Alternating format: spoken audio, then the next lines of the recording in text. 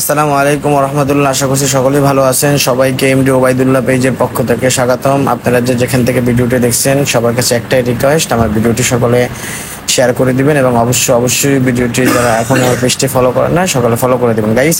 এই ভিডিওতে যে মুরব্বীকে দেখতে পাচ্ছেন ইনি হচ্ছেন আমার আপন নানা। তিনি একজন আলেম মানুষ এবং হচ্ছে একটা মাদ্রাসা তিনি শিক্ষক ছিলেন। সো তিনি রিটায়ারমেন্টে গিয়েছেন। তো রিটায়ারমেন্টে যাওয়ার কিছুদিন পরে আমার নানা স্ট্রোক করে প্যারালাইজড হয়ে যায়। তো দেখেন একটা মানুষ ইসলামকে বা আল্লাহ সুবহানাহু ওয়া তাআলার মহান যে হুকুম, ইসলামের যে 5টি রকম তার মধ্যে একটি যে রকম হচ্ছে হজ, সেই হজের বিধানকে আদায় করার জন্য তিনি কিন্তু এই অসুস্থ অবস্থায় নিজেকে গুটিয়ে নেননি। তো দেখতে পাচ্ছেন আমার নানাই অসুস্থ অবস্থা, প্রচন্ড গরমের মধ্যে তিনি মহান আল্লাহ সুবহানাহু ওয়া তাআলার পবিত্র ঘর কাবা শরীফকে তওয়াফ করার ইচ্ছা পোষণ করেছেন।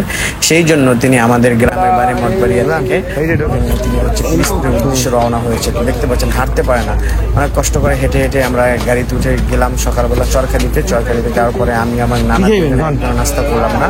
তো নানাকে বললাম যে ঠিক আছে চলো আমরা হোটেলে গিয়ে নাস্তা করে নিই। হোটেলে গেলাম, হোটেলে যাওয়ার পরে নানাকে দোকানদার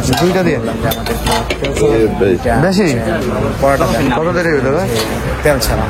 যাই হোক নানাকে বসাইলাম, বসানোর পরে হচ্ছে আমাদের পরোটা দিল। পরোটা দেওয়া খাওয়া দাওয়া শেষ করে আমরা আবার বের হলাম। বের হওয়ার পরে এটা আমাদের এখানে একটা কচা নদী আছে, সেই কচা নদীতে একটা ফেরি আছে, এখনো ব্রিজ হয়নি, তো আশা করি হয়ে যাবে ইনশাল্লাহ। তো এই ব্রিজটা হলে মঠবাড়িয়া, পাথরঘাটা, ভান্ডারিয়া এইসব অঞ্চলের যে মানুষগুলো আছে তাদের যাতায়াতে সুবিধা হবে।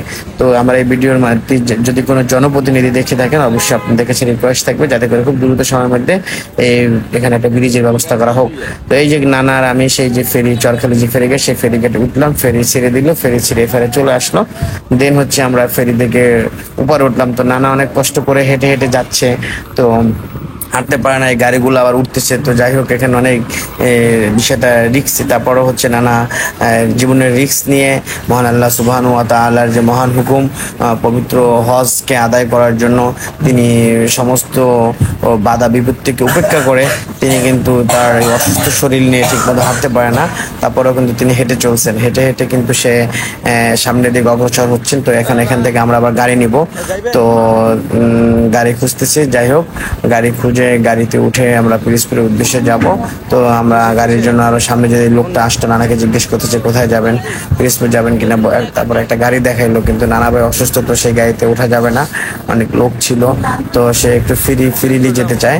তো যাই হোক তো সামনে হেঁটে চলতেছি, দেখতেছি যে আমরা একটা অটো রিজার্ভ পাচ্ছি কিনা।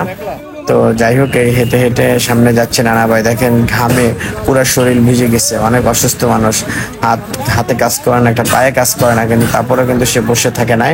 সে কিন্তু তার যে মনের যে চাহিদা আল্লাহর ঘর তওয়াফ করবে, সে কিন্তু সেটার জন্য যাবে। তো যাই হোক অবশেষে আমরা গাড়িতে উঠে চলে আসলাম পাসপোর্ট অফিসে, পিরোজপুর আঞ্চলিক। তো দেখেন এক দিদি বসে আছে, নানাকেও সুন্দর করে এনে এখানে বসাইলাম। তো এখনো তাদের কার্যক্রম শুরু হয় নাই, তারা 10টার পরে শুরু করে। তো আমরা একটু আগে ভাগেই চলে আসছি। তো এসে বসে আসলাম, দেখলাম সবকিছু ফাঁকা পড়ে আছে, অল্প কিছু গুটি কয়েক লোক বসে আছে। এই দেখেন এটা হচ্ছে খুব সুন্দর। আমরা এর আগে আমি যখন পাসপোর্ট করছি সেখানে যে অফিসটা ছিল সেখানে অফিসটা নেই, অফিসটা অন্য জায়গায় নিয়ে গিয়েছে জিলখানা রোডে।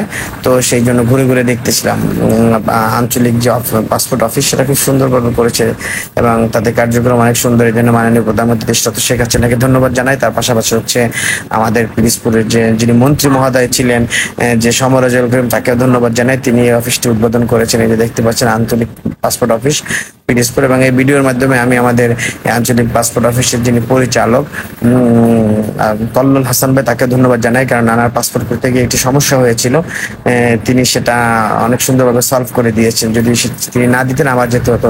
যাই হোক পাসপোর্ট অফিসের কাজ শেষ করে আমরা আবার বাড়ির পথে রওনা হলাম। একটা অটো রিজার্ভ নিলাম, দেখতে পাচ্ছেন এই মুরব্বী চাচার অটো। তো আমি আমার নানা দুইজনে উঠে বসলাম, আর এই চাচা ড্রাইভ করতেছে, তিনি আমার নানার বসে খুব সুন্দরভাবে ড্রাইভ করতেছে।